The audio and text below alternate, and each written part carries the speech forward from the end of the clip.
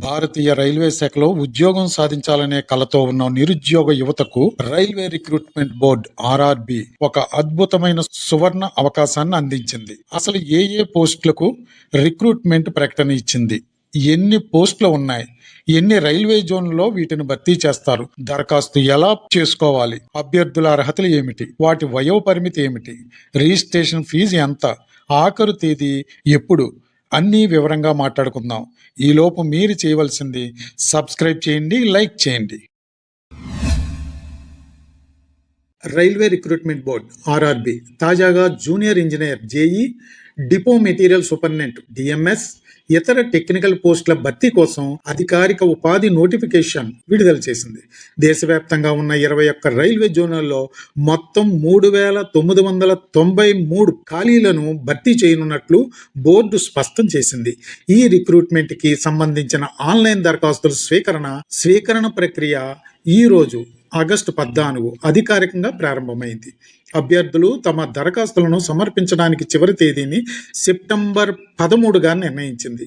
అలాగే application fee చెల్లించడానికి September 15 వరకు అవకాశం కల్పించింది.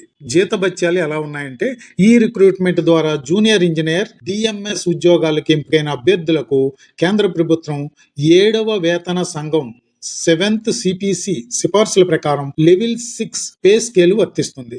అంటే వీరికి ప్రాథమిక వేతనం ఇనీషియల్ పే నెలకు 35,400తో ప్రారంభమవుతుంది.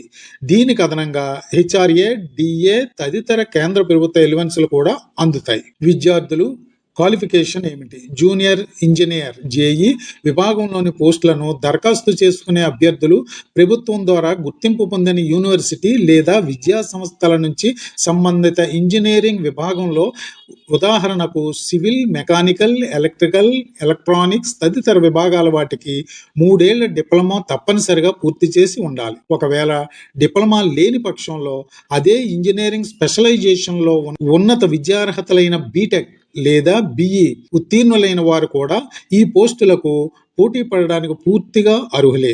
అలాగే డిపో మెటీరియల్ సూపరింటెండెంట్ DMS పోస్టులకు ఏదేని ఇంజనీరింగ్ విభాగంలో డిప్లొమా లేదా డిగ్రీ చేసి ఉండాలి. వయో పరిమితి: ఈ ఉద్యోగాలకు పోటీ పడే క్యాండిడేట్లు వయస్సు జనవరి 1, 2027 నాటికి కనిష్టంగా 18 సంవత్సరాలు, గరిష్టంగా 33 సంవత్సరాల మధ్య ఉండాలి. భారత ప్రభుత్వం నిబంధనల ప్రకారం రిజర్వేషన్ కేటగిరీల అభ్యర్థులకు వయో పరిమితిలో ప్రత్యేక సడలింపు ఉంటుంది. SC, ST వర్ణాల అభ్యర్థులకు 5 సంవత్సరాలు, OBC నాన్ క్రిమీలేయర్ అభ్యర్థులకు 3 సంవత్సరాల పాటు వయస్సు సడలింపు లభిస్తుంది. ఎంపిక విధానం: రైల్వే రిక్రూట్మెంట్ బోర్డు ఈ ఉద్యోగాలకు అభ్యర్థులను పకడ్బందీగా మొత్తం 4 దశల ద్వారా ఎంపిక చేస్తుంది. మొదటి దశ కంప్యూటర్ బేస్డ్ టెస్ట్ CBT-1 నిర్వహిస్తారు. అది అందరికీ కామన్ స్క్రీనింగ్ టెస్ట్గా ఉంటుంది. ఇందులో మొత్తం 100 ప్రశ్నలు అడుగుతారు. పరీక్షా సమయం 90 నిమిషాలు. ఈ దశలో ఉత్తీర్ణులైన వారికి రెండవ దశలో కంప్యూటర్ బేస్డ్ టెస్ట్ CBT-2 ఉంటుంది. ఇందులో అభ్యర్థుల ఇంజనీరింగ్ విభాగాల ఆధారంగా టెక్నికల్ ప్రశ్నలు ఉంటాయి. 150 ప్రశ్నలకు గాను 120 నిమిషాల సమయంలో కేటాయించారు. ఈ 2 దశల రాత పరీక్షలోనూ నెగిటివ్ మార్కింగ్ విధానం అమల్లో ఉంది. అభ్యర్థి తప్పుగా గుర్తించే ప్రతి సమాధానానికి 1/3 వంతు మార్కులను కోత విధిస్తారు. ఈ 2 దశల్లో మెరిట్ సాధించిన అభ్యర్థులకు ఆ తర్వాత డాక్యుమెంట్ వెరిఫికేషన్, చివరిగా మెడికల్ ఎగ్జామినేషన్ నిర్వహించి తుది జాబితాను ప్రకటిస్తారు. అప్లై చేయండి, బాగా చదవండి, నెగిటివ్ మార్క్స్ను అధిగమించడం ఎలా అనే మెలకువలు నేర్చుకోండి. జై హింద్, జై భారత్.